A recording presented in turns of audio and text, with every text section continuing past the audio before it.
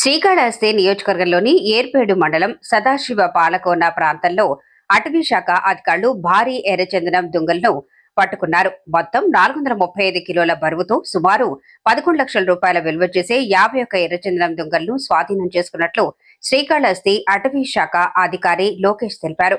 వారి సమాచారం ప్రకారం ఆ ప్రాంతంలో ఎర్రచందనం స్మగ్లర్లు ఉన్నారని సమాచారం రావడంతో తిరుపతి అటవీ శాఖ అధికారులు, శ్రీకాళహస్తి అటవీ శాఖ బృందం, ట్రాన్స్పోర్ట్ సిబ్బంది కలిసి సదాశివం పాలకోనకు చేరుకున్నారు.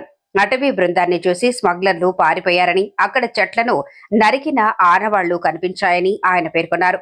మరిన్ని చెట్లను నరికివేసి ఉన్నట్లు గుర్తించాం, వాటిని కూడా స్వాధీనం చేసుకునే చర్యలు కొనసాగిస్తున్నాయి అని లోకేష్ తెలిపారు. డిఎఫ్ఓ గారికి అందినటువంటి రహస్య సమాచారం మేరకు మన సదాశివకోన ఏరియాలో ఒక 20-25 మంది స్మగ్లర్లు మన ఎర్రచందనం చెట్లను కొడుతున్నారని చెప్పి ఇన్ఫర్మేషన్ రావడంతో Tirupati range staff, Srikalahasti range staff, అలాగే రెడ్ స్టాండర్డ్ టాస్క్ ఫోర్స్ అధికారులు అందరం కలిసి జాయింట్ ఆపరేషన్లో 2 టీములుగా విడిపోయి ఆ ఏరియాకు వెళ్ళడం జరిగింది.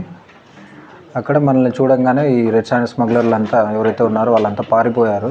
మోస్ట్లీ అందరూ తమిళనాడు వాళ్ళే ఉన్నారు. ఒక 3-4 లోకల్ వ్యక్తులు ఉన్నట్టు గుర్తించారు. తర్వాత మనం అక్కడ మన టీము 51 లాక్స్ రెడ్ స్టాండర్డ్ లాక్స్ని సీజ్ చేయడం జరిగింది. అవి 435.6 కిలోగ్రాములు వెయిట్ ఉన్నాయి.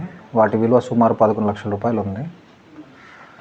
తర్వాత మిగతా లాక్స్ టాస్క్ ఫోర్స్ వాళ్ళు కూడా సీజ్ చేస్తున్నారు. ఏమంటే విషయము, సదాశివకోన ఏరియా అనేది 3 రేంజులకి బార్డర్లో ఉంటుంది. దానివల్ల మనం ఎప్పుడైతే ఆ బార్డర్ జోన్కి పోకుండా మనం వేరే వర్క్స్లో ఉండడంతో వీళ్ళు లోపల వెళ్ళిపోయి దాక్కొని ఈ చెట్లన్నీ కొడుతున్నారు. చిన్న చిన్న చెట్లను కూడా కొట్టడం ఇదొక కొత్త ప్రక్రియ స్టార్ట్ అయింది. చిన్న చిన్న చెట్లను కొట్టడంతో ఏమవుతుందంటే ఎర్రచందనం పూర్తిగా అడవిలో అంతరించిపోతుంది. కాబట్టి ఇది జరగకుండా ఉండడానికి అన్ని విధాలుగా ప్రివెన్షన్, చెట్టు కొట్టకముందే ఏం చేయాలని చెప్పి మనం ఏం చేయగలుగుతామని చెప్పి మన దగ్గర ప్రొటెక్షన్ వాచర్లు ఉంటారు. 24 గంటలు ఆ ఎర్రచందనం ఆ ఏరియాలో ఉండేదాన్ని ప్రొటెక్ట్ చేయడానికి రిమైనింగ్ ఏమన్నా ఉంటే కూడా తగు చర్యలు తీసుకోవడం జరుగుతుంది. అలాగే ఎవరైతే లోకల్గా ఉన్నటువంటి వాళ్ళు తమిళ స్మగ్లర్లకి ఇది చేస్తున్నారో వాళ్ళని కూడా ఆరా తీస్తున్నాము. గుర్తించి ఒకవేళ దొరికితే ఇమీడియట్గా వాళ్ళని అరెస్ట్ చేసి రిమాండ్ పెడతాం. కాబట్టి ఈ విధంగా నేను ప్రజలకు చెప్పేది ఏమంటే, లోకల్ పీపుల్ ఎవరే కానీ మన ఎర్రచందనం కొట్టుకుపోవడానికి తమిళ స్మగ్లర్కి అవకాశం ఇవ్వద్దు. అలాంటి వాళ్ళు ఏమన్నా ఉన్నా కూడా ఫారెస్ట్ డిపార్ట్మెంట్ ఎనీ ఆఫీసర్కి ఇన్ఫర్మేషన్ ఇస్తే మేము ఇమీడియట్గా రెస్పాండ్ అవుతాము. మన ఎర్రచందనం చెట్టు అనేది కొట్టనీయకుండా చూసుకుంటాం.